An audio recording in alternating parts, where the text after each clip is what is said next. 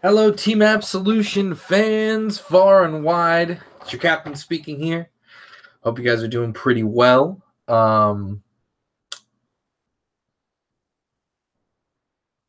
Starting here by my lonesome because I've got to wait because Matt's on his way home, and so is I think Andrew's on his way as well. So got to wait a few minutes, but Andrew and Matt are on their way. They're going to be my counsel today as we talk about our topics, but I'm going to give a few minutes, wait for people to trickle in as usual. I've got the chat up so we can start a little bit with some conversation, let people trickle in if you got any questions that's been on your minds. Happy Smash Eve. I will be getting Smash tonight at midnight myself, along with Katamari, the Katamari game for Switch, because I want to own that as well. So I'll have both Katamari and Smash. You can guess which one's on my priority to play of the two, though. Definitely Katamari. Just kidding. So, hi, Shark King. Hi, everybody. But yeah, so like I said, I'm waiting towards everyone to get here, and then we're gonna start a damage check. Spoilers. I don't know what we'll do for spoilers. We might do what we did last time and just really cover them fast. I don't know. Let's see what I want to talk about.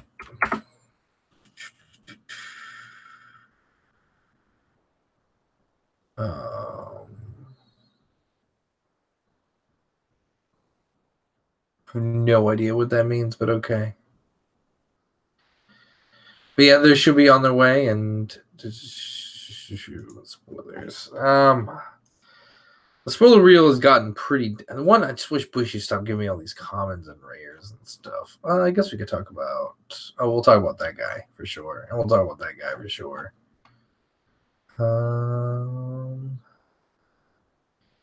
Guess we can talk about these people too. All right. So we got a few. We'll talk about him too. Okay. All right. So that's what we'll start then. Actually, we'll probably start with this. 2 weeks ago, it was 14 days. Yeah, we'll start with these. All right. Can you use Ravenhair Ezel's skill? We'll talk about it once we start talking the spoiler reel. I'll get Andrew's confirmation on that before I say anything, lest I say something that puts my foot in my mouth. How would you feel if the witch build was easy turned out to be the best build? I'd be okay with that. I'm just glad that there doesn't seem to be a lot of synergy between them all, which makes me happy because I don't want there to be a lot of synergy between them all. Between like the old build and the new builds, it seems like you got Magus, you've got witches, and you've got the old stuff. Which, granted, don't discount the old stuff because it is pretty good still. Obviously, OTT's not completely dead. Are you happy about Royals? I mean, all I've seen is like one dog, really, that's made me anywhere close to okay. It's a good dog, actually. I don't actually discount that. I mean, it's a pretty decent card. Will you run it? Probably not, but it's pretty decent. I think we've got Andrew. Say hi, Andrew. Hello, everyone. All right, wait. I gotta make sure that this thing is coming out of my speakers. Actually, I'll just put this until Andrew gets Matt gets here. Yeah, let me make sure mine is. Oh, I can hear you now. Yo, Andrew, quick question. Yeah. Can you use Raven-haired Ezel's skill at the end of the battle phase? Wait, what? Or can you use Raven-haired Ezel's skill during the battle phase? Sorry. Let me check. Raven-haired Ezel, Vanguard, V series. What? That was a question. I don't know. The auto skill? Maybe. Definitely not the axe skill, because the axe skill can only be used during main phase. Yeah. Yeah, and so no. Yeah. Yeah. Oh yeah, of course you can only use the battle phase. Auto skills in the battle phase. Axe skills are always the main phase. Auto skills are whenever the auto skill goes off. One thing about Vanguard is the card tells you when to use it, more or less. Andrew, are you picking up Smash tonight? I probably should, but I'm not. You're not? Oh, wow. No, I'll get it tomorrow. I figured you'd also go get Katamari, because that releases today, too. I'll get that tomorrow too. Because I'm probably gonna get away. All right, so we're waiting on. We're just gonna wait about 2 more minutes to see if Matt shows up. If he doesn't show up, he said he's running late. He had to go do something real quick. But all right, cool. If he shows up, we'll just start the spoiler reel, and then we'll just move on without him, and then we'll get him back later. Mm-hmm. Nah, I've been playing Parkadect instead. It's like the spiritual successor to Roller Coaster Tycoon. Oh, I can see you enjoying that. The real one. I can see you enjoying sim games. I think well, yeah, you love Stardew Valley, so yeah. I bet you'll get the new Animal Crossing for Switch whenever it drops too. Oh, Amanda might. I probably won't. I was never that big into Animal Crossing. Oh, really? Do you like Harvest Moon at all, or no? Only a little bit, but not as much as I used to. Gotcha. Can you use Raven-haired Ezel's skill more than auto? Is auto skill more than once? Assuming he were to attack more than once, I couldn't see. Not more than once when he attacks, but if he were to restand an attack, I don't see why not.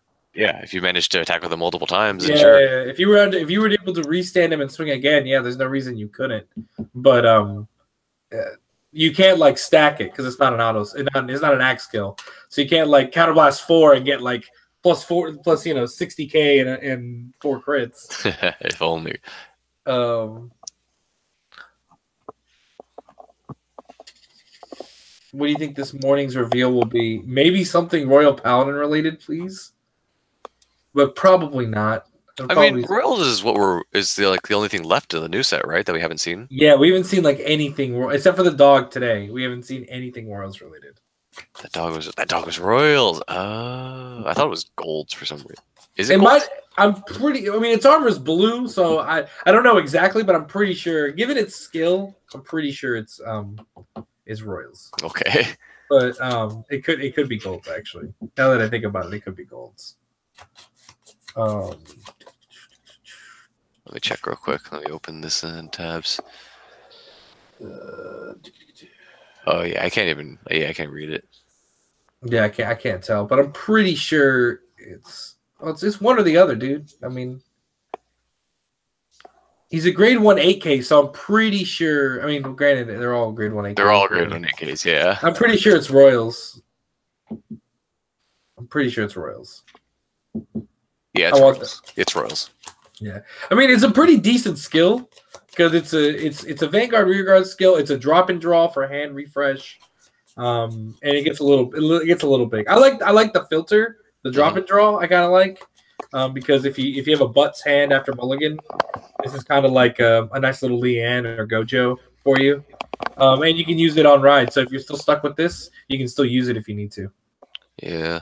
The other thing I'm worried about is that it really only cycles like triggers and boosters. Well, I guess your hand does tend to get stuck with boosters, so.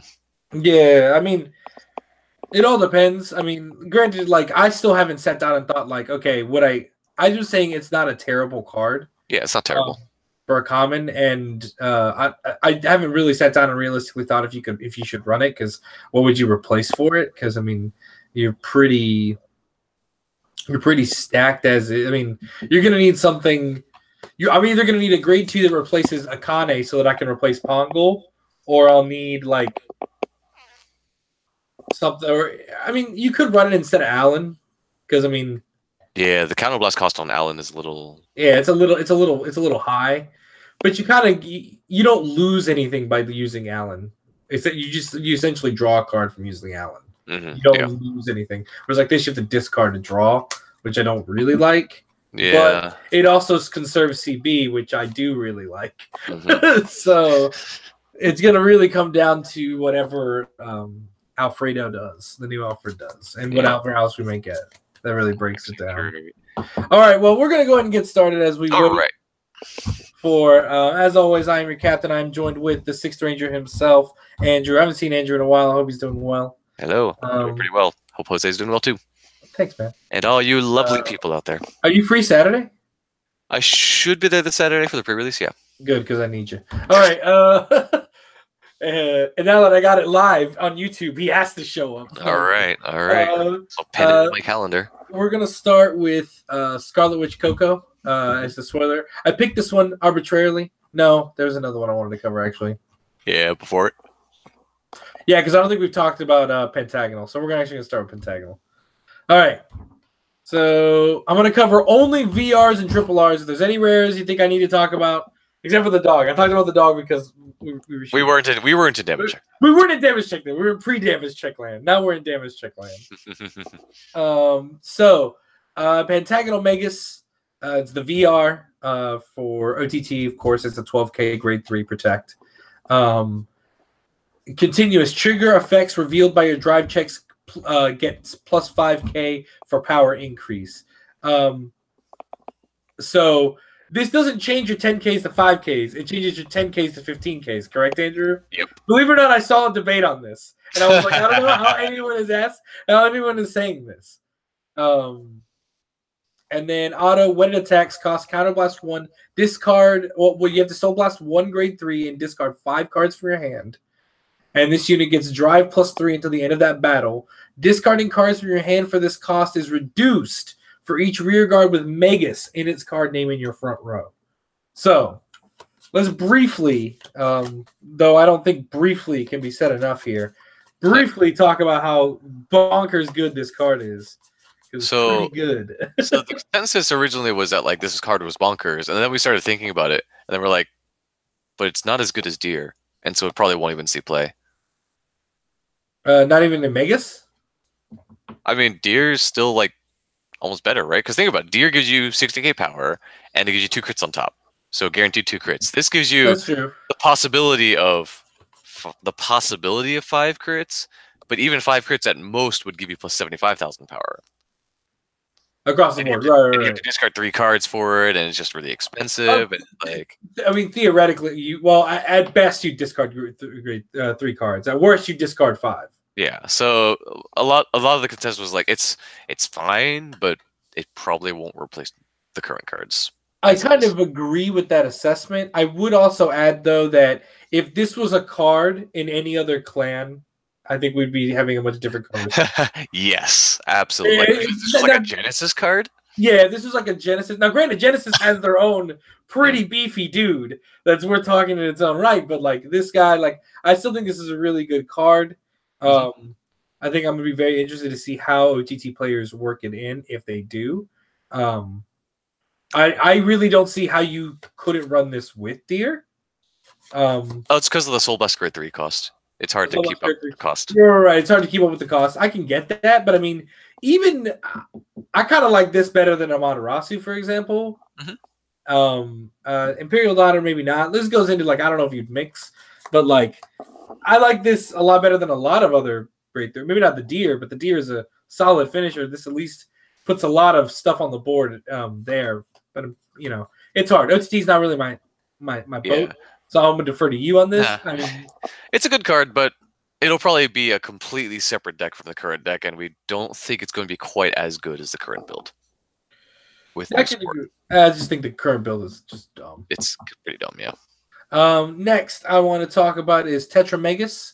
When placed, if your Vanguard is grade 3 or greater, cost counterblast 1, draw a card, reveal up to 1 critical trigger from your hand, and put it on the top of your deck.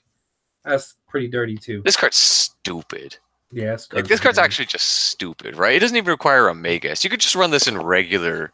I can actually see you doing that. Like, I could totally see this happening. Because you can usually like reveal top card. Oh, it's something I want, but it's not something I.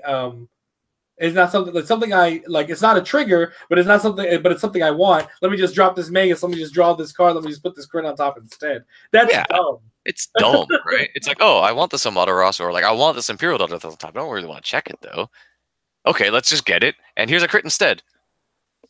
Oh, sweet. Thanks. Next, I want to talk about... so we both agree that it's dumb. It's a dumb card. Yeah, Tetra is like one of the best cards to come out of the set. Tetra's actually, I would say, one of the best just utility. She's grade 2, right? She's grade 1. She's a grade 1. That's dumb. It's dumb. She's an 8K. She has no weakness. She is probably one of the, just like in a vacuum, one of the best cards in the game. Like in a vacuum. I cannot think of another grade 2 that just on its raw alone power is just that good. Like, you get everything, you lose nothing. Like, yeah.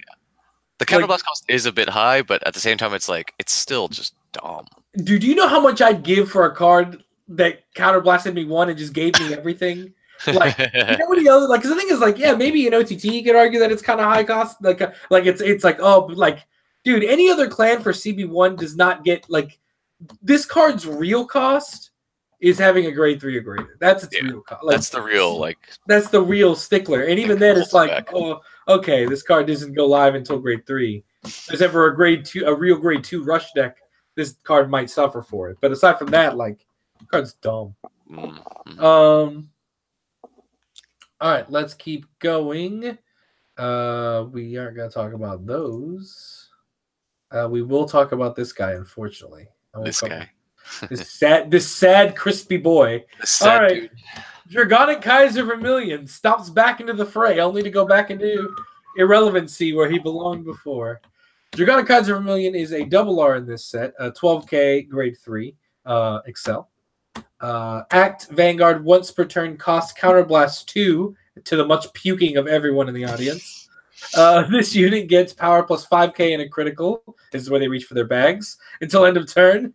If there are 2 or more rear guards in your opponent's front row instead of critical plus 1, when this unit attacks, it battles all the units in your opponent's front row in one attack. This card is the definition of what I would call entirely overbalanced. CB2, it can lose the crit. Play everything else. Don't play this. Yeah. I will say just the single line that I said back when this card was revealed, and that's, if Excel ever comes to a highly, highly, highly prominent point in the meta where you find yourself constantly needing to wipe the field of 4 or more units in the front row, then this card might see play. So the fact that this card exists is kind of nice, because then you have options for later if Excel somehow becomes meta-threatening. But otherwise, don't even bother. Yeah, just enjoy for it. Kind of looks a little crisp, but aside from that, moving on.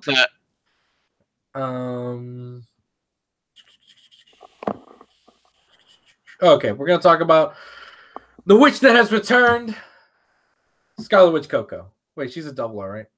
She's a triple R. She's a triple R. Cool. Just making sure I wasn't messing this up. All right, so Scarlet Witch Coco, auto, 1 road from a grade 2, draw a card. Not too bad. Can't complain there. Act Vanguard once per turn, cost Counterblast 1, Soul Blast 1, grade 3. Draw 2 cards. Discard any number of cards with witch in their card names from your hand. For each card discarded, you get 1 imaginary gift. Protect. This card is dumb. It's dumb. Nutty. Pretty nutty. To the cry of every Force deck, like to the cry of every Force deck that doesn't have like essential, aka like if you aren't Kagero, you're sad to hear this. Yeah, like I look at this card, I'm just like, okay, so this 2 skills aren't synergistic, obviously, but it's like when you ride her, you get protect and draw a card, or if you ride her on another grade 3, her skill says Counterblast 1, Soul Blast 1, draw 2 cards. Okay, like that's strong enough as it is. That was a stride that people ran that had to flip itself. Never mind her second effect, because you could draw 2 cards off of it for the same cost. We're not talking Mikazuchi? We're talking about Ichikishima. If you ignore the like GB3 skill where you restrict all guard, it was run in OTGZ just so you could draw 2 cards for Counterblast 1, Soul Blast 1. That's what she does. Yeah. It's Counterblast 1, Soul Blast 1, draw 2 cards, and then you can cycle any witch you don't want for protect markers. Like, this card is stupid. This card's actually just stupid. And it's an act, okay? You can run like a bunch of grade 3s and then just go into her and just like act. Draw 2, make a bunch of protects. Act. Draw 2, make a bunch of protects. Act. Draw 2, make a bunch of protects. It was really good is that you get to draw the 2 before you discard. Yeah. To me, that's where it's nutty. Because let's say you draw 2 grade 3s or 2 bad cards, and you're like, man, my hand is actually stacked with a lot of cards that aren't going to really be effective for guarding next turn. Let me just discard one of these real quick and get my boy another protect marker, and now I'm immortal and unhittable. I hope he doesn't have waterfall. Still, it's like, oh yeah, let me just like get 6 protect markers in hand. Okay. You drew 2 cards anyway. Okay. You're going to drive check 2 more cards anyway. Okay. It's like this card gives you So let's say you ride her, right? You kind of one, you ride her, you get your protect. You kind of one, you solo one, you draw 2 cards, maybe you get like another protect, whatever, and then you do your twin drive. You just plus like 6 that turn. That's dumb. This is stronger. Like it's a stronger defensive card than anything that OTT has gotten already. Yeah, no, the card's dumb. I think we can all agree on that. The card, not okay. But here we are. With OTT looking like heading into 2019, like it's gonna rule the zone, or ending 2018 in Japan at least, because it comes out in a couple weeks, right? Yeah, in Japan, right? In Japan, yeah. At least it cuts OTT's aggression, which was already anemic to begin with, because it gets rid of their goal. Right, but like the last thing I want is like a deck that's incredibly aggressive, and then on the flip side of the coin, it's like, or if you're a defensive player, here you go, play witches, and you have just a solid tank. Yeah. Only one thing can kill you, and it's Kagura when it's feeling right. Like just never die. So the next card I want to talk about. Oh, here we go. All right. Next card I want to talk about is Shura Stealth Dragon Kujikiri Kongo. I think I said that. I think Ryan would actually be proud of me. It's all right. So, Kujikiri Kongo. Oh, Kujikiri Kongo. There we go. Kujikiri Kongo. I'm going to stick with what I said. All right. It's a double R, grade 3, 12K, protect. This is Nubatama? Yes, this is Nubatama. Vanguard once per turn. If your opponent's hand has 4 or more cards, counterblast 1, your opponent chooses a card from his or her hand and discards it. I like that card, to be honest. I like that skill, but we'll talk about it in a second. So, auto Vanguard, when your opponent's rear guard is returned to hand due to a card's ability, your opponent cannot call cards with the same grade as the return card's grade until the end of turn. So here's my question. Elaborate for me this auto skill, because I need to know what it means by call cards. Right. So, when you call a card, it counts when you are calling a card is placing a card from your hand onto any of the circles on the field besides Vanguard circle. Okay, so this restricts you from guarding with the grade. Yes. It also restricts you in premium from superior calling. Oh, okay. All right. That's what I needed to know, because that was something that had been, when I first read this card, I was like, man, for a double R, this card is really good. Because it restricts cards, and it works like, I'm not going to go into talking about it at this particular second. Probably when we talk about the whole set, once we get the Royals and stuff, I really want to go into how all these stealth dragons, the common, the rare, and the double R, are incredibly well synergized. It's all about bouncing dudes, which is going to restrict your hand, restrict the cards that you can guard with, and then you have to discard. So you're bouncing and then forcing them to discard, and the Vanguard can force you to discard as well. And by doing the bouncing, you're restricting their guard potential. So you're really doing well, in my opinion, to prevent them from guarding. Yep. It seems to be tailor-made specifically to counter Neonectar, which is good because Neonectar is running like rampant over in Japan right now. Because if you bounce a token, not only can they not guard with grade 0s for the turn, but the token vanishes when it goes to their hand. So they have to discard. Like, say, if you use Kabuki Kongo, which has you discard cards equal to the cards returned, not only does the token vanish, they have to discard another card out of their hand, and they can't guard with grade 0s. So it seems tailor-made to specifically counter Neonectar, which is nice. Yeah. I mean, I still think, outside of it being maybe tailored to specifically counter Neonectar, I still think it's a really good strategy, though. As far as just restricting. I mean, you pop a grade 1, you pop a grade 2. I mean, you've hit a lot of decent amount of guard. Heaven forbid somebody drop a trigger, you just stop them from PGing. Yeah, it's just like, okay, no triggers, no PGs. Okay. It doesn't get around Protect, of course, because Protect's a marker. So, kind of stuck there. But, yeah. I mean, it's still, I find this to be an incredibly synergetic combo for a grade 3 double R, to be honest. I like this kind of form of Nubas, then, because they also got the PG guy, right? That gets you Storm. Yeah. Yeah, the retire 2 and you can't hit. I like that from an intuitive and a game design perspective. I kind of don't like that for Nubatama at This is much more like, this is Nubatama. I feel this. Granted, they weren't going to give me Dominate, jerks, but I got something out of the deal. Something out of it, yeah. So, so now here we go. I can already hear Braxton crying in the distance. Ooh, boy. All right. We've got Raven-haired Ezel, the VR for our buddy Golds. Act from hand. If your Vanguard is Incandescent Lion, Blonde Ezel, counterblast 1, you may ride this card as stand. Second skill.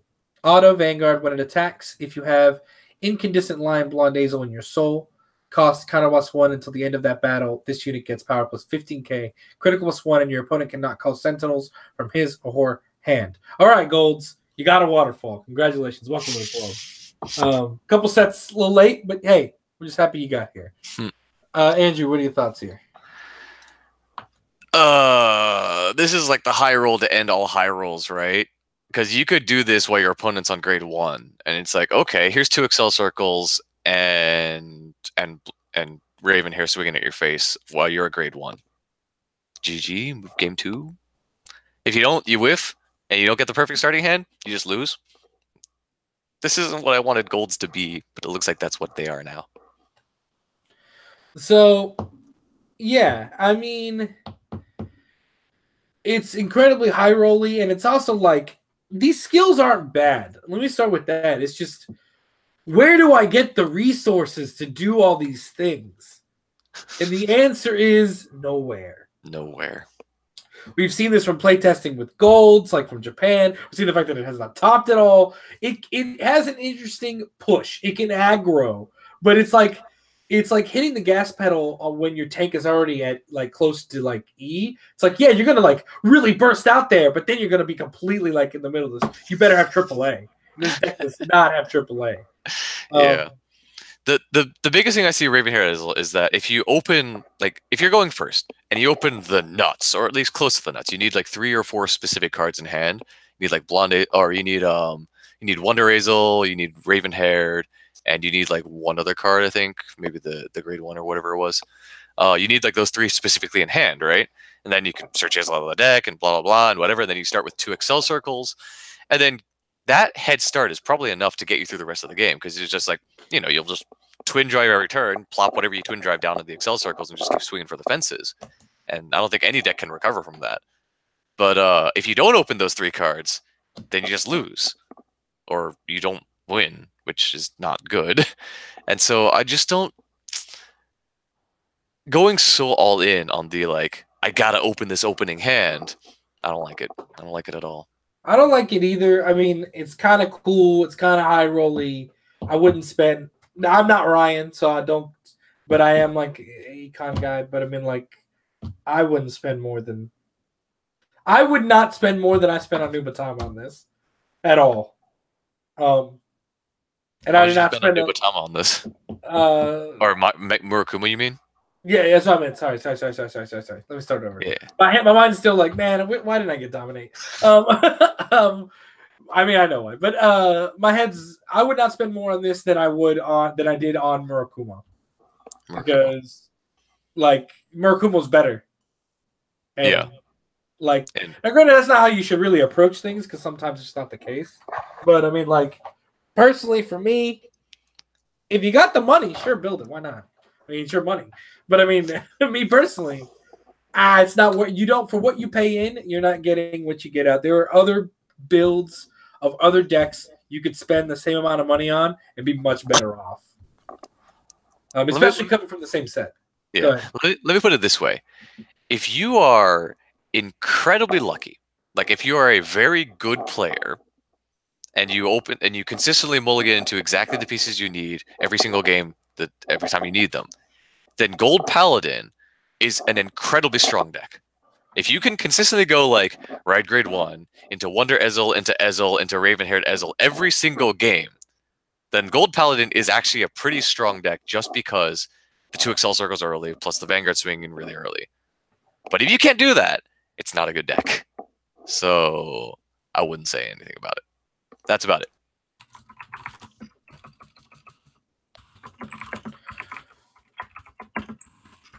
So yeah, I mean, you've got so also let's go ahead and cover these other two cards because people have been telling me about it. So Wonder Azel. So let's go ahead and talk about it. Soul Blast 1, retire one of your Crimson. Actually, let's go the opposite direction.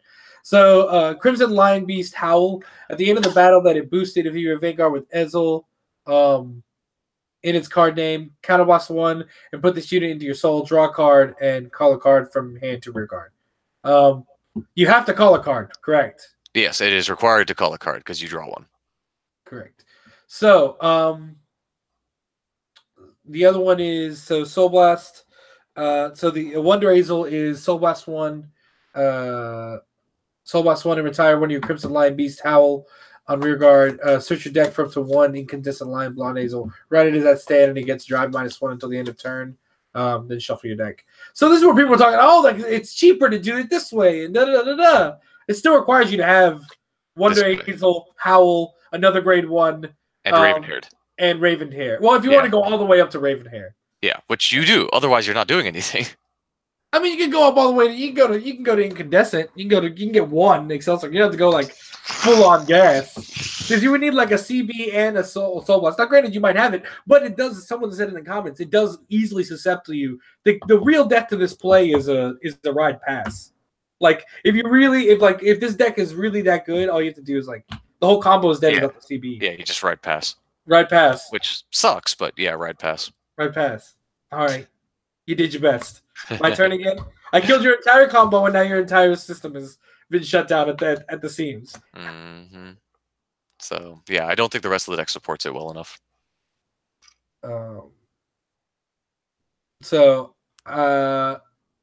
Continuing onwards. More golds. I will say these art is, dude. Golds needs to figure out what to try and do with this artist stuff. Golds is going pretty boys, yo. I'm pretty boys. Confused. All right, continuing. Oh wait, that's it. Except apparently everyone's talking about Garmore. So do you want to talk about Garmore tonight? It is the VR, isn't it? Or is it triple R? I think it's the triple. I think it's a triple R. Okay. Yeah. Let me pull it up real quick. I got it. If you want me to read it out. Yeah, go ahead. Continuous on Vanguard Circle. If your hand has 1 or fewer cards in it, all of your rear guards cannot be attacked and cannot be retired by your opponent card effects. And then Vanguard on place, counterblast 1. Look at the top 3 cards from your deck, call 1 of them to rear guard, bot deck the other 2, and then 6 of your units get plus 3k power till end of turn. It's not the worst card I've seen. It's a good first ride. Oh, actually, it's a better second ride, isn't it? It's a better second ride. It's better once you've got into Garmore and then once you've got into Azel and you need to live again, and you're like, I need my board. Let me pop this boy here. Now, granted, if they were to try to, let's say you don't get the Azel play, which is likely to happen. If you don't get the Azel play, this is a really good out if you have it. It really is, actually. Garmore is a pretty good backup, if all things considered. Like, it's kind of ingenious in the way that they've decided that. Because I think it's actually a pretty good combo. Actually, I don't think this card's that bad. I think the Kant Vanguard really acknowledges that Bushiroad understands that this deck is going to be living. This deck is the real Brave deck. This deck is going to live and breathe at 3 cards or less. I mean, actually, come to think of it, yeah. What this card does is if you just go completely hellbent and have like no cards in hand besides your Twin Drive, you ditch 1 card out of your hand. The biggest vulnerability that Excel clans have is that once they dump their hand, the opponent's like, okay, I snipe all your rear guards, and now you can't refill the board. Garmore says, haha, I don't need to refill my board because you can't kill my board. I mean, you can smack me in the face, but if you can't outrace me, then I'm going to kill you. And that's kind of cool. That's cool. I mean, I like that not being able to be attacked. I mean, only time's going to tell. Maybe this will help them. I mean, they definitely do need some serious help. But more important than all that, I don't think we've addressed this at all. What the hell's my royal spoilers, man? I got a dog. I need more than a you dog. Got a corgi butt. That's all you got is corgi butt.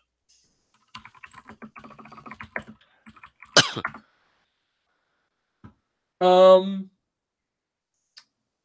gonna stand by this though. I think it's actually not that not that bad. I actually kind of like this card, to be completely honest. Huh. Okay. Also, it makes defensive triggers incredible, right? Because now other clans are like, well, I can't attack your face because you have a defensive trigger, and I also can't attack your rear guards. No. It also really hurts. I'm more thinking about the retire aspect because like if you're calling stuff to board against some decks like that auto kill Excel clans, such as Kagro or Shadows, like not auto kill, but like it's inherently bad for an Excel clan. Or to have something like this where it's like, all right, if I'm on the near brink of death, I got this boost. Or near brink of death, is it like from a resource perspective? Like here we go. Whoa. Let's get Keith's perspective on this card. Coming in straight out of the wild. Keith, you ready? Keith, what you got for us? What's going on? What are we talking about? We're talking about Garmore. We're talking about new Garmore just revealed. Okay, give me 2 seconds to read it. So keep talking. No, I'm going to read it to you right now. So listen. Okay, do it. All right, Garmore continuous Vanguard. So it's a 12K grade 3. Excel. Garmore continuous Vanguard. If your hand is 1 or less, all of your rear guards cannot be attacked and cannot be retired by opponent's card effects. Second skill, Vanguard on place, counterblast 1, look at the top 3 from your deck, call 1 to rear guard, bot deck the remaining, and during that turn, 6 of your units gets power plus 3K. All right. So, initial reactions sounds pretty weird. Not sure I like this card. The second effect I think is pretty easy to do. By the way, that's like pretty all right.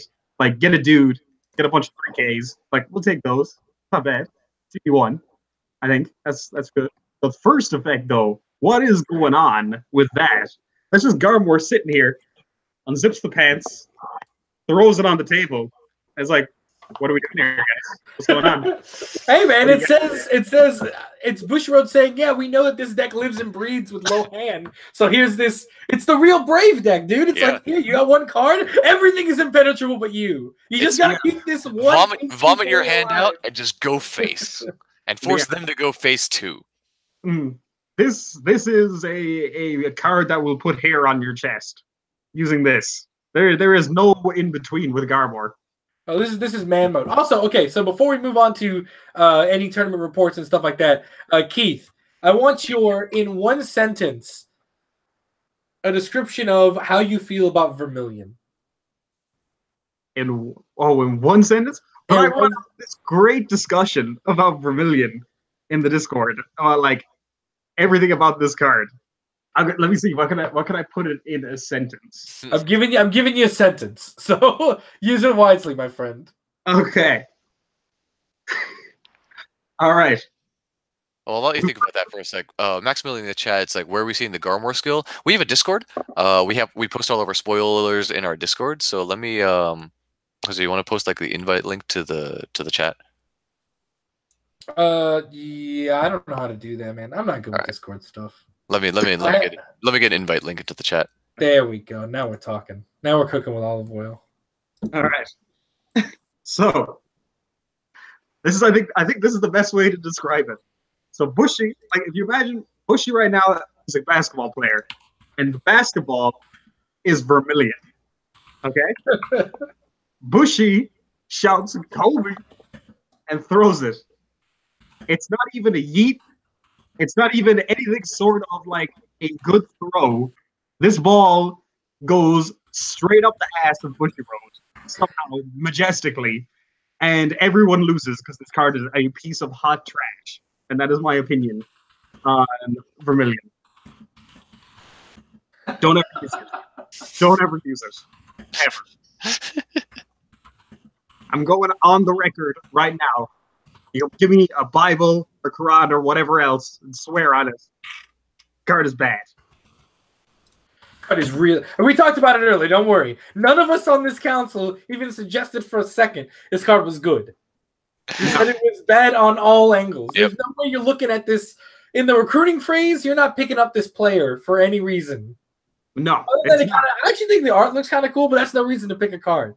No, Vermillion always had a pretty cool art. Like the guy was always pretty expressive with those rainbow ass colors. But that's about as far as it goes for Vermillion. I absolutely agree. So it's time for tourney reports. Andrew, Keith, do you have anything for me? Because I have a few, I think. the Turner reports, right? I'm just looking at the ones in the Discord we have right now. Yeah, I think we should only go to like December, I guess. Just any in December that are worth there. So there was the VGCS standard 64 people. Mm-hmm. First place was Aquaforce. Second through Angel Feather. Sorry, damn it.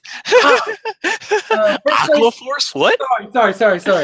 First place, Angel Feather. Second, third, and fourth were Neo Nectar, and then 5th through 8 was Neo Nectar, Angel Feathers, Murakumo, and Great Nature.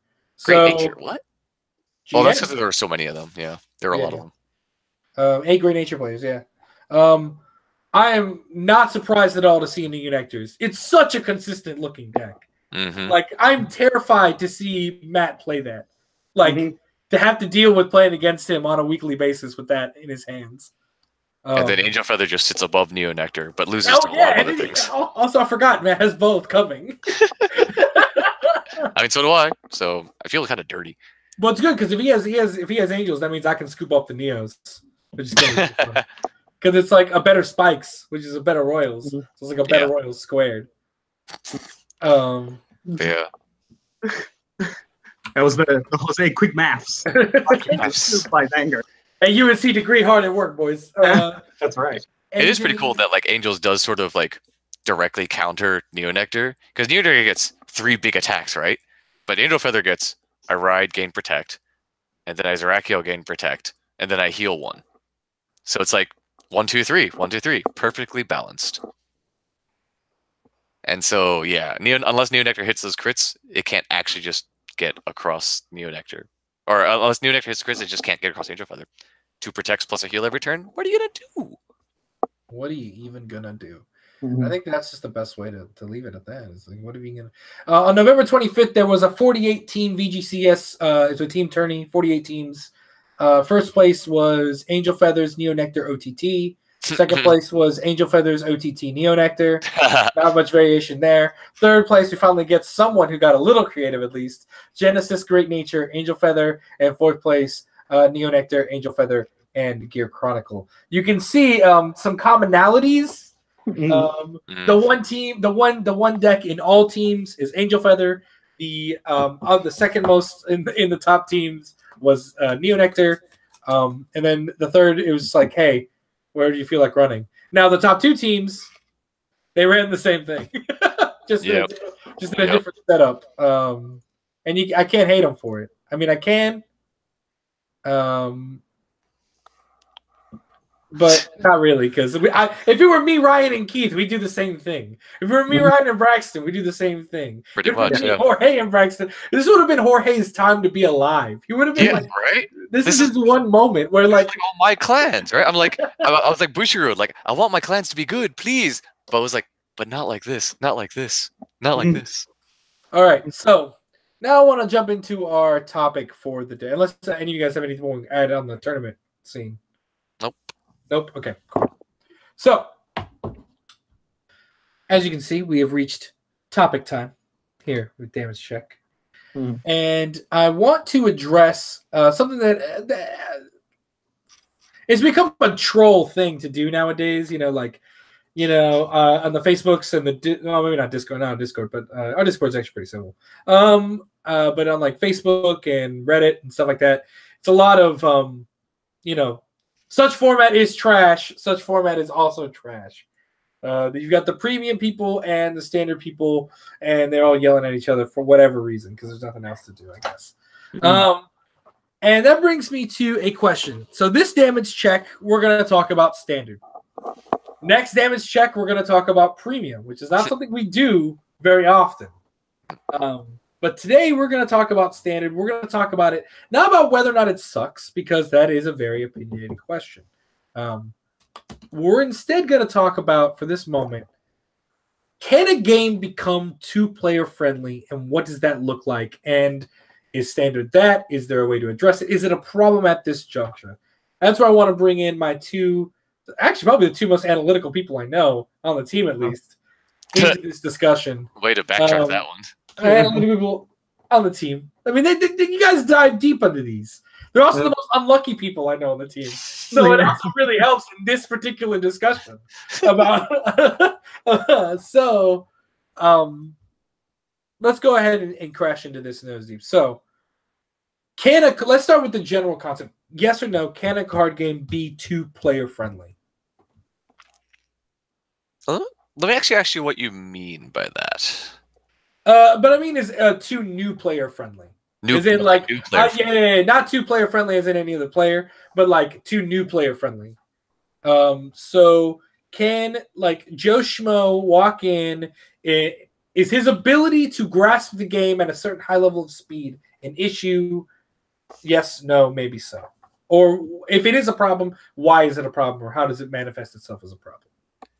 Do either one of you care to go first? Yeah, so the way I see it is that if a game is 2-player friendly, as in if some random person can walk in on the street, even if he has experience in, even if he or she has other experience in other card games, if they can just walk in, pick up, the best deck in the format, and immediately win a tournament with it, then that speaks to me that there's no depth in the game, right? It's very straightforward, easy to understand, and that implies that A, there's a lot of luck involved, B, there's very little actual player skill decisions to be made that change the course of the game, and 3, that there's just no overall depth to the gameplay. So I believe that in that sense, yes, it is possible for a game to be too new player friendly, because at its core, a game wants to be drawing players in, but it also wants to retain old players, right? Because that's the point of a game. You want people to keep playing it. And so if the game isn't complicated enough to actually have interesting decisions to make, interesting skill checks to make, like interesting things to think about while you're playing the game, not just like, oh, I'm going to go in and win with this deck because I've spent the most money on it, then the game will die. So I think, yes, it is possible for a game to be too new player friendly, personally speaking. Okay.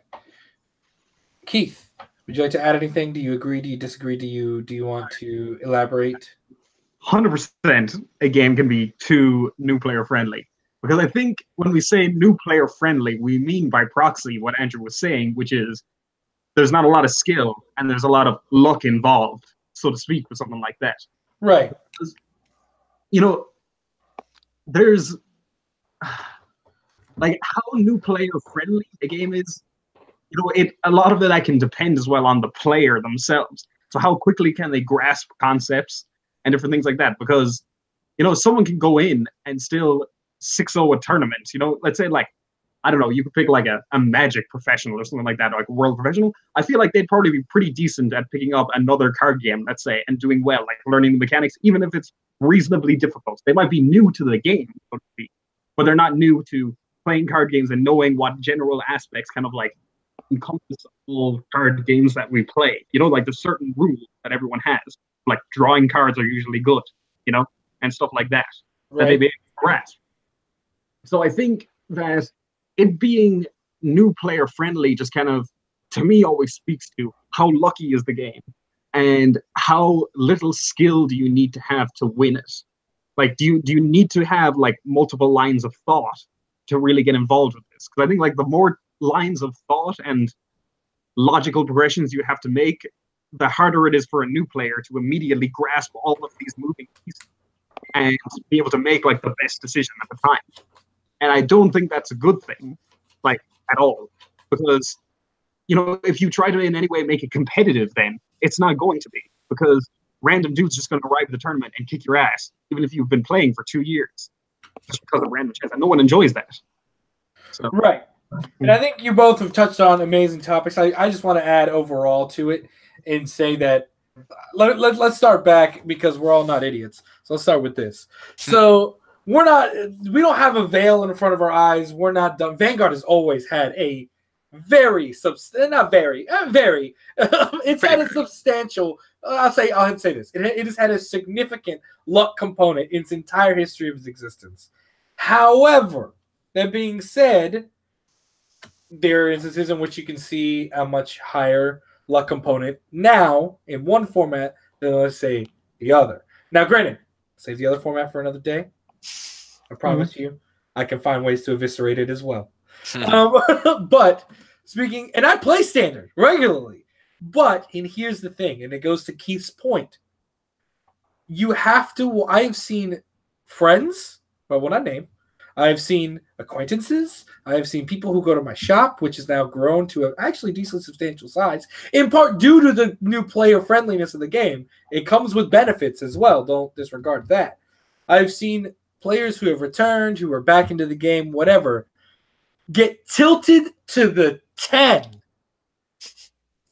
because they like to take games seriously. That's just the kind of people they are. They like to win. They like to take games seriously, so on and so forth.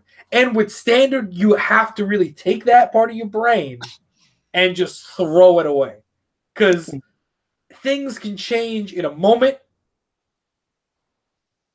And granted, Vanguard has always kind of been that way, but 50K triggers, or 10K, sorry, 10K triggers. I'm sorry, I was thinking about Pentagon. I was like, dude, 15K triggers, that's too much. No. 10K triggers have really substantially changed the way that affects variance, in my opinion. So I want to go with that. Do you think the 10K trigger has truly affected the way Standard's variance plays a role? Or is there something else that I'm missing in play? You know, of course, that's not the sole part. I think there's a lot of evidence at play, but let's go ahead and dive in with that. Let me start reverse it this time, Keith.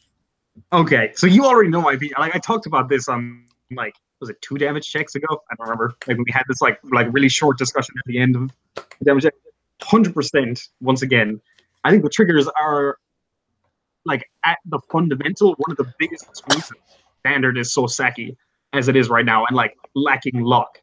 Like I think this is probably the biggest error that's occurring, and people don't seem to care about it that much. Kind of surprises me a lot when I see it, because the way triggers, and I think by extent magic numbers, are put into this game, a lot of the triggers, like a lot of clans don't hit numbers, so that when they hit triggers, aren't still able to hit another Vanguard that gets a defensive trigger. That makes sense.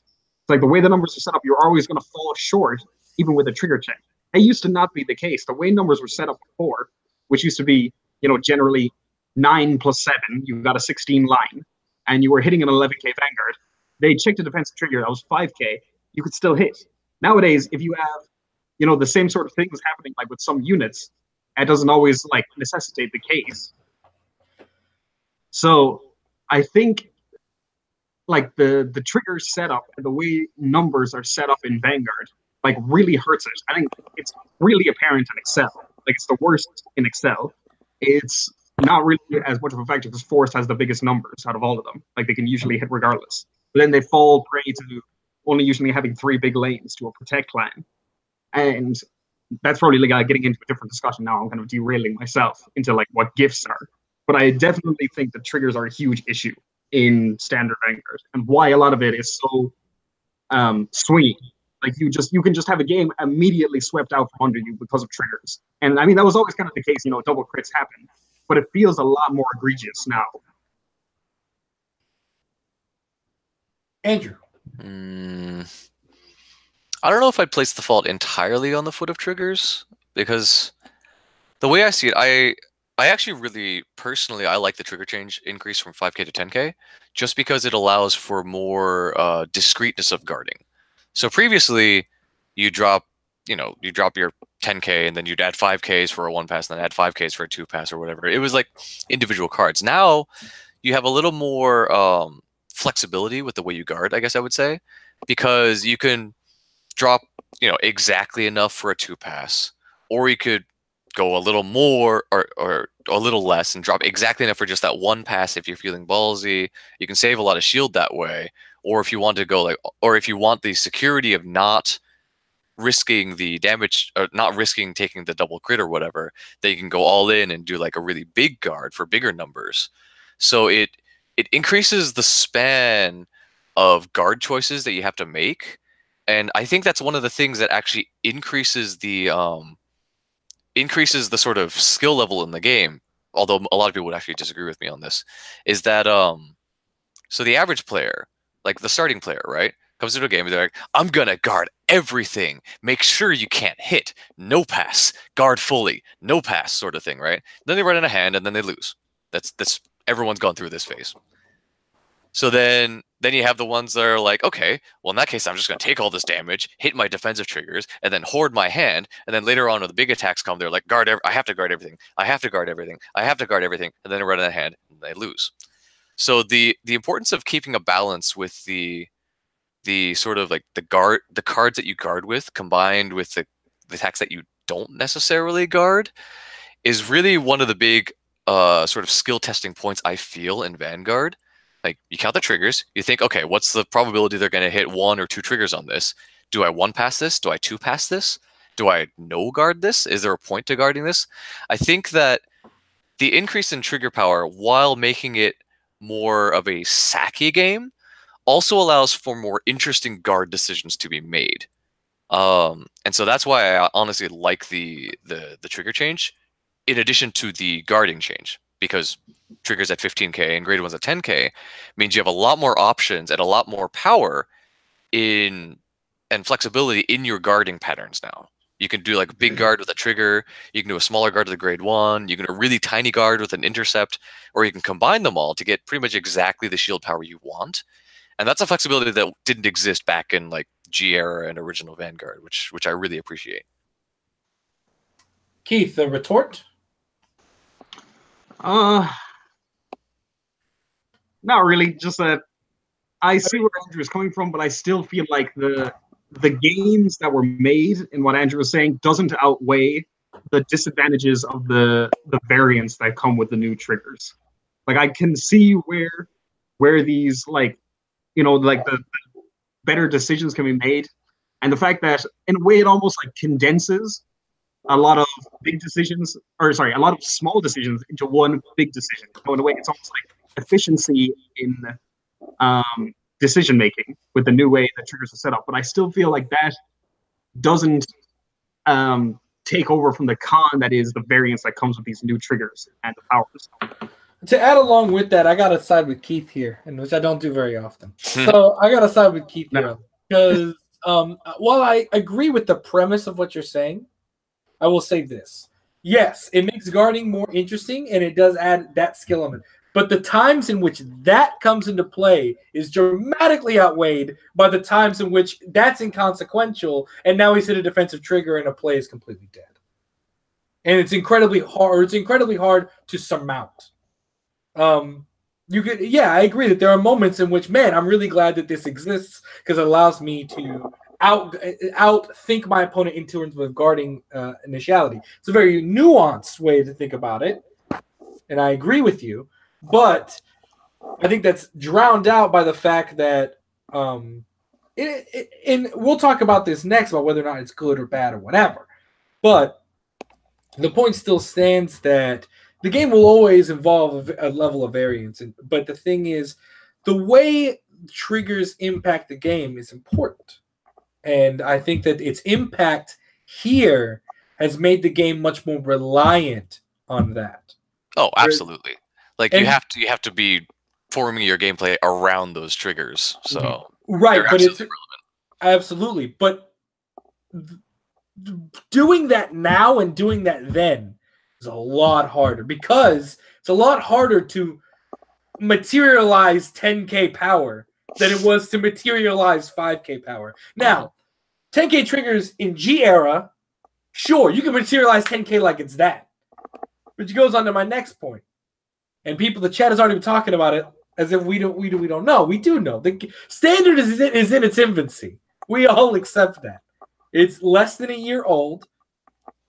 However, every clan is on the precipice of getting support. So as we look forward to year 2, this has to be the issue, in my opinion, that has to be addressed. There is, except for maybe addressing Excel. Excel actually should be addressed first. But in my opinion, this is a huge thing because in a game's infancy, do you think I love seeing my community's numbers grow week over week? Absolutely. I brag about it to Keith on a weekly basis. Like, man, we got 32 people this last week. Dude, we're getting 25 to 32 on a week-to-week basis. We're actually competing with our Yu-Gi-Oh community, which has never happened before. Like on a week-over-week basis. Yeah, every week. But while everyone is content now, not the same that they'll be content 3 months from now. Because you want to see growth as an individual as the more time you put into anything. Imagine if you played a fighting game, which I don't, but imagine if you played a fighting game and you saw yourself consistently win and lose at an equivalent amount over time. You'd start to question, what's going on? Yeah. and the thing is, what you don't want to see is, and this is a whole nother thing, is that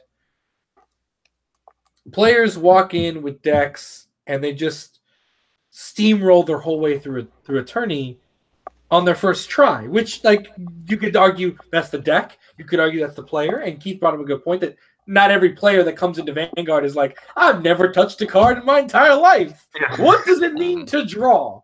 But but still, you would think experience has a part to play.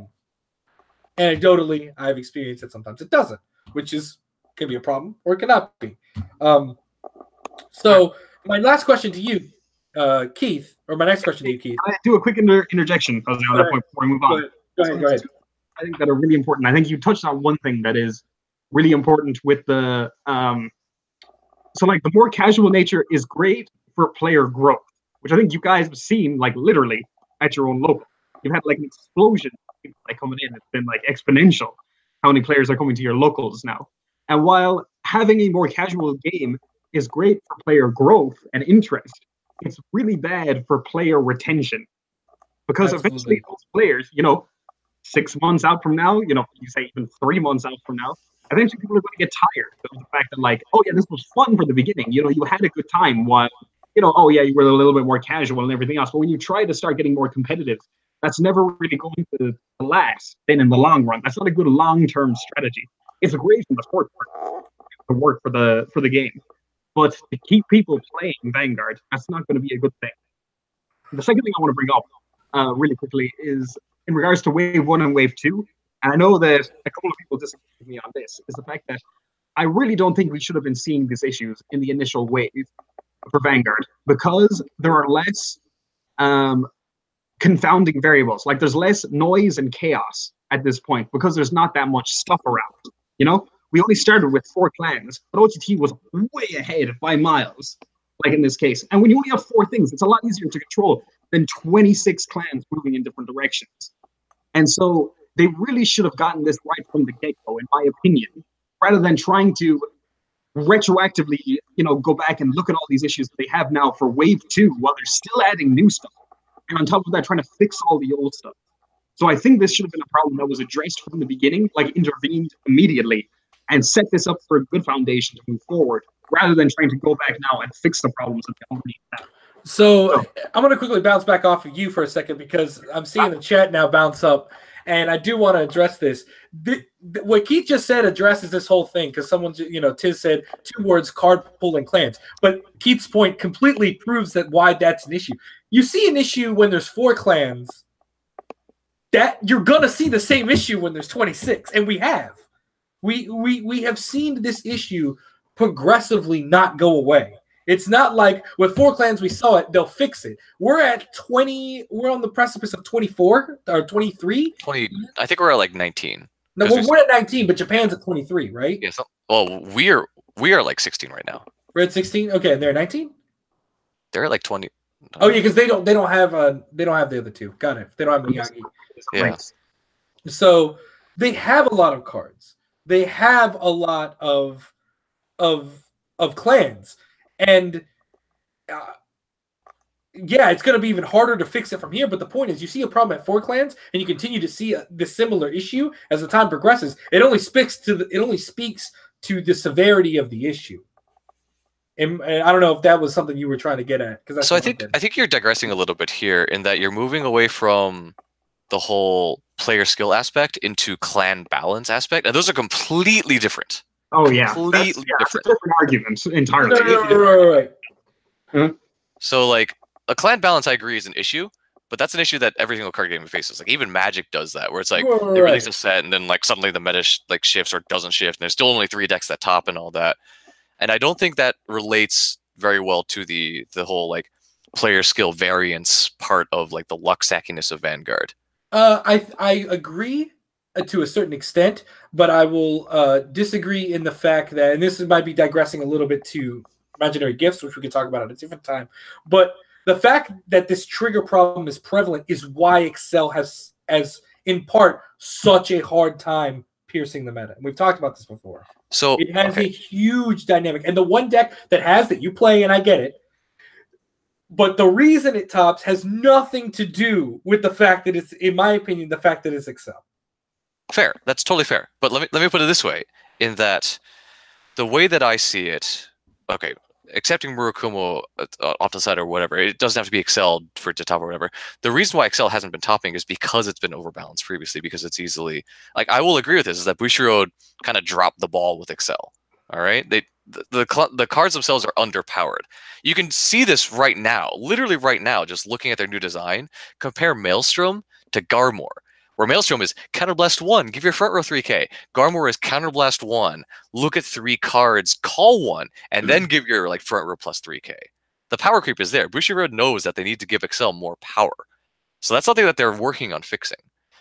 But with triggers, one of the biggest points that I have for combating the argument about how variance is leading to like, you know, how variance is increased in the game or whatever, is we have a 26-man locals, right, Jose? We have like 26 to 30 people. But consistently, the same people go 3-1 and 4-0 every single week. Incorrect. I've been there more weeks, and that is not a true statement. It is, because consistently we will see... The same person has gotten 3rd and 4th, maybe. But the same person has... No, it has been a different champion every week for the last 2 weeks. 4-0, right? Different 4-0 every single time. That is fine. That is how card games should be, because even in Magic, it comes down to like, oh, like, do you draw your lands right? Do you draw your spells in the right order? Yeah, okay. No, but here's the difference. Here's the difference. The guy who gets 3rd and the guy who gets 4th, those are the same people week for week. But the guy who gets 1st and the guy who's 2nd isn't from the same pool of the top 8. The guy who gets 1st and the guy who gets 2nd is some dude who the week before got 16th. You sure about that? Because that's not what I see. I will pull you the records, man. Do that because I watched the banner changes, and I watched the people that top, right? And they consistently, it's the same people, the same names from a pool of 10 topping in the top 10 in the top 4 essentially. Dude, remember a few weeks ago we had the guy who walked into his first Vanguard tournament ever with OTT and he took the whole thing. I remember that one. Matt walked in for the first time with spikes, never playing the deck before, and swept the whole thing. Yeah, I tied with him that week. Which speaks to Matt. But the thing is, the week later, or 2 weeks later, he didn't at all. Which granted, whoa, come back, Megazord. All right, my gunpla fell. It's okay.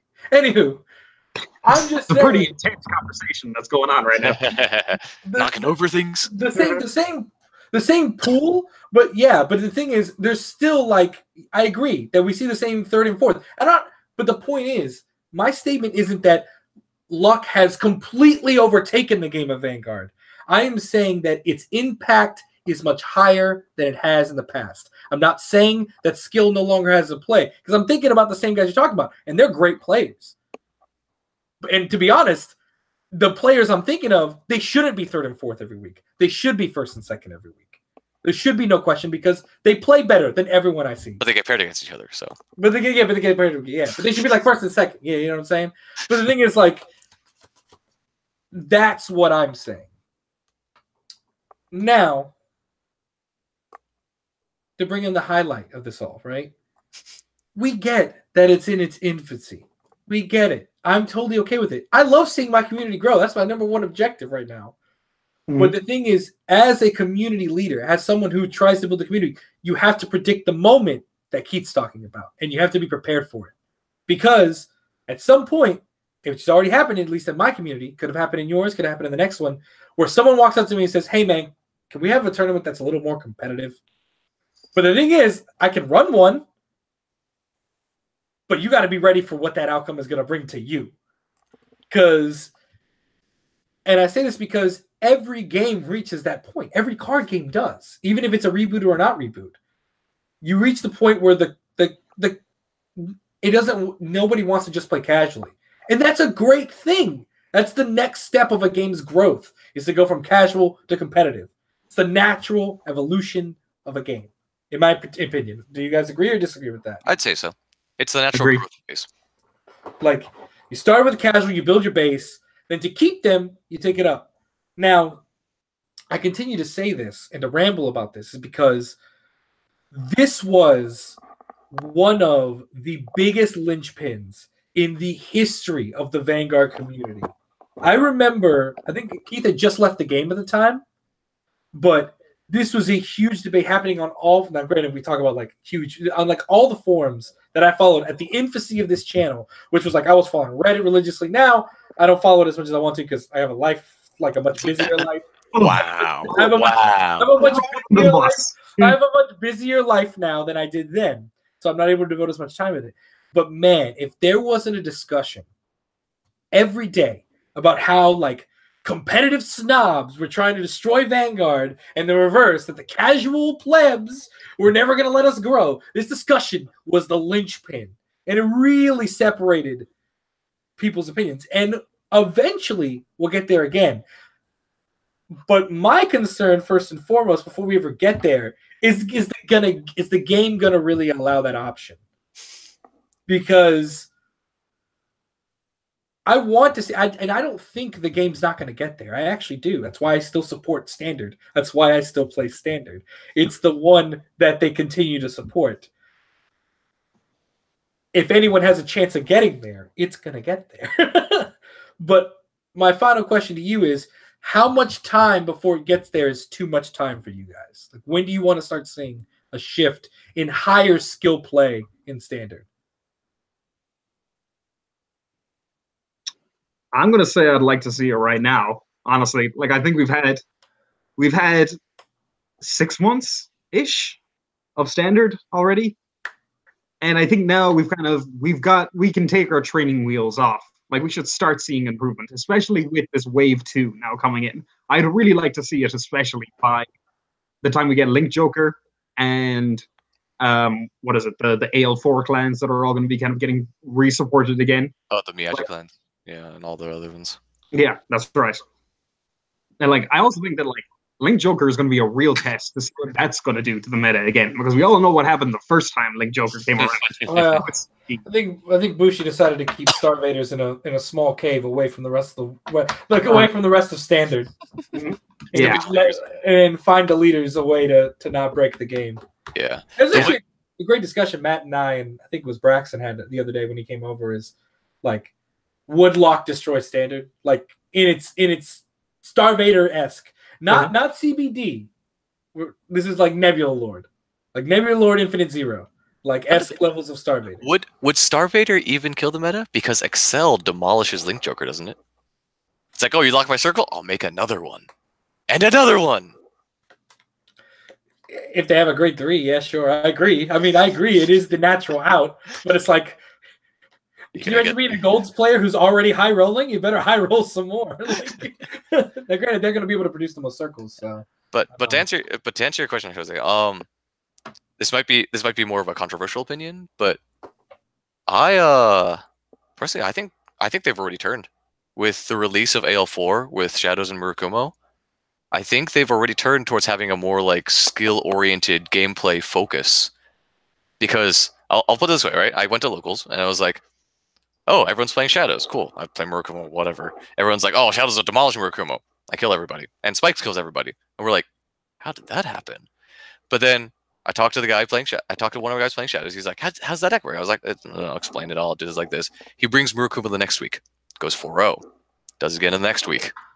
So, like, the fact that you can have a deck that rewards player skill shows to me that Bushiroad is at least trying to design, or at least trying to create cards that can be arranged in a deck that can emphasize the player skill as opposed to the strength of the cards themselves, right? Because, like, we all know Zambaku is powerful, but Zambaku himself can't carry an Excel clan to victory on his own. Hey, Matt. Welcome back, Matt. Welcome back. I guess is a better way to phrase that. And so I think that Bushiroad's already starting to move towards the point that they want to emphasize player skill more than raw card power, or at least they're trying to make cards that way. They failed again with Angel Feathers and Neo Nectar being like the powerhouses that they are, but maybe then Miyagi Card Fight Vanguard Club will come better, right? Like the OTT stuff looks relatively balanced. Narakami looks overbalanced. Golds might be okay, who knows?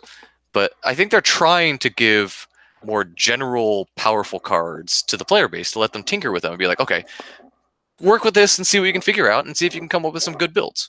And if you can come up with some good builds, I think that's really all they can ask for, right? Because they can design powerful cards, but if they just design like the best deck ever, everyone's going to play it. And then everyone's going to play and there's no skill in the game because everyone's playing the same deck. Or if they underpower it, then everyone's going to keep playing like the decks they're playing right now. And then they're going to play the Bushido who doesn't know what they're doing. So it's a really tight rope they're trying to walk. And given that some of the earlier decks are still competitive, even in the current meta, like the meta isn't completely Angel Feather Neo Nectar right now. There's some other decks in there, sort of, even if they did kind of mess up the balance a bit. Sort of. Kind of. The American meta right now, I agree with you, is incredibly diverse. I mean, Spice can still compete when they come out of the gate. There are some decks that can still compete in the American non-JP meta. Right. But or not Asian meta, but like in the Asian meta right now, it's just Angel Feather Neo Nectar, maybe some Neo Nectar kind of cutting to the top here.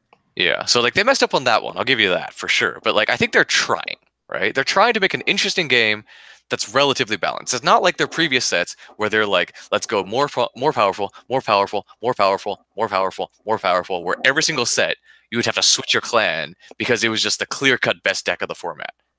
Now it's like, if you want to take your previous deck, you can and have like a reasonable shot at beating the average player, even if they have a top-tier deck. But probably not if they're like a good player, right? That sort of thing. For me, I'm going to cut the middle here. I want to see some serious, serious change. I just want to see how games revolve in the next 3 months. Bermudas to me have always been a very impactful set to the game. So I'm really expecting, believe it or not, I'm expecting some surprises from Bermuda because I've always thought of Bermudas as a very impactful set. I don't know if Andrew has, but I've always seen like it's only happened 3 times. Only 3 times. When Bermudas comes out, I feel like it really takes the game into a different direction. So February in JP, and whenever we get it over here, I think March will be. March in JP as well. It's always in March in JP as well. Well, March is the set. Oh, okay. February is the trial deck. Gotcha. I just remember Valentine's Day. Something was released on Valentine's. Yeah, that's the trial deck. Gotcha. So I'm expecting them to really deliver on something. But that being said, that was our like. I love Standard. Let me make that very clear. I play Standard. I like Standard. I have fun playing Standard very much with my community casually. But at some point, I'm going to want to take it more serious than just that, given that, we've gone to Atlanta many times for many different reasons, and I would like to continue doing that, and ARGs as well. Now, Premium does lie there, but that's for next week. We'll talk about Premium. And I will get Keith back for that one because I feel like he needs to be here for that. I'll back as well for that one, or maybe Matt. I'll try. Because we are like the premium players of the team, so. You liar! Look. You liar! Wow! I also look like written all over your face. So, with that being said, go ahead and rev up those hashtag Ask Absolutions, and we'll go ahead and answer them. But you got to send them first. Yeah. You got anything you want to add here at the end? I don't like standards. That's about all I got. Really? Like, personally speaking, I don't actually like standard as much as I do premium, just because it's less consistent. Yeah. But in terms of balance, standard is like. But turns out with an entire variance discussion we had for the last 20 minutes. Well, hey, I didn't say it was better than premium, but I do actually really like standard. I like the new strategies. It feels like playing old Vanguard, but actually balanced this time. You're not just like, oh, I have to play these 4 clans or I will lose.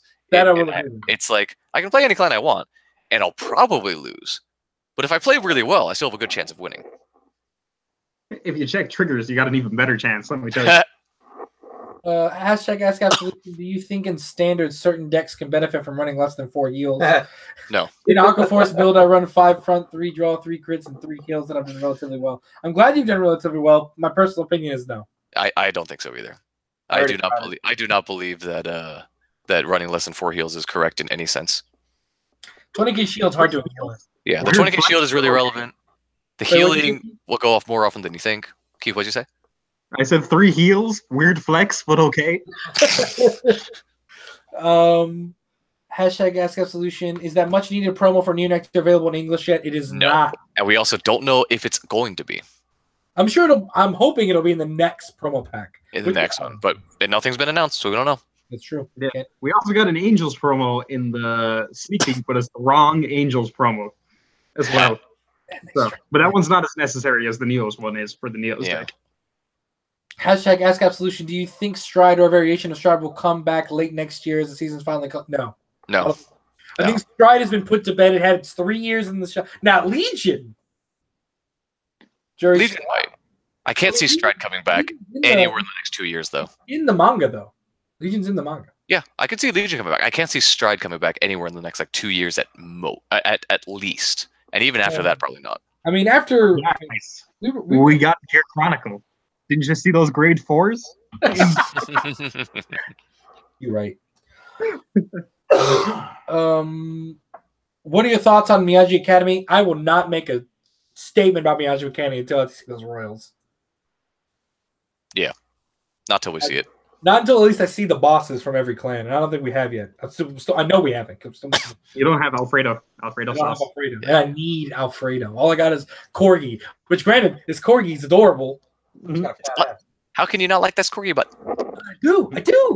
I might even run the cards not bad. Mm-hmm. It's like questionably runnable.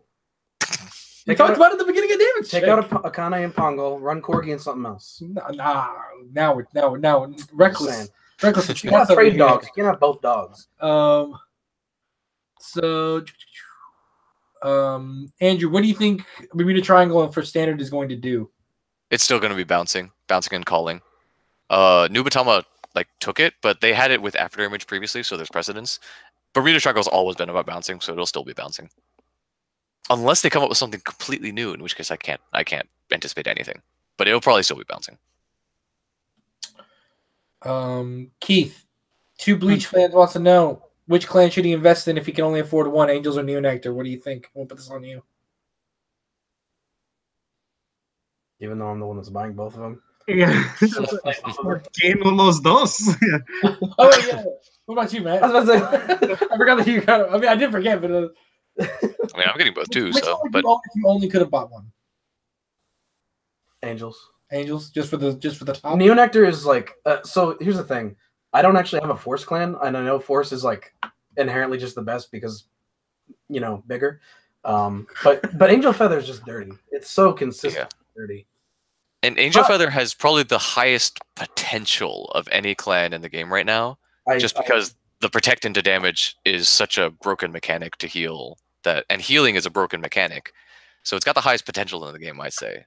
But in that same vein, if maybe you get a little money on the side, go get Neonectars too, because Keith kind of leaned over and whispered silently into my ear, and he was just like, buy both of them. Yeah. Here I am buying both of them because they're just that good. And then the internal brain works that his Matt was just like, put all budget into these both. We're not eating today. So I'm eating ramen for a month, and I'm getting both the decks. It's okay. Just eat it for 2 weeks. That'll account for it. Do you think the new deleter stuff should focus on Vanish Delete? No. I think it should just focus on regular delete. Yeah. It should just be a better version of regular delete. Regular delete or gift delete. Gift delete would be dirty. Gift delete? Start destroying gifts. Oh. I would play that clan. I know you. I can't see that. I can't see that. Destroy protect markers, destroy excel markers, destroy force markers. What if they don't have protect marker? Then what does your gift do? What? If they don't have a protect marker? You get your own gift. You throw away their extra deck fuck you still got force. You're still punching them hard. If they don't have a protect marker, you're living. I guess. You're swinging big. And with that being said, I think I'm gonna end damage check here. Thank you guys for watching. Please check out our Discord as always, and we'll see you next time on Team Absolution. Say goodbye, everybody. Goodbye, everybody. Bye-bye. Thank you again. We'll see you next week. Enjoy Smash.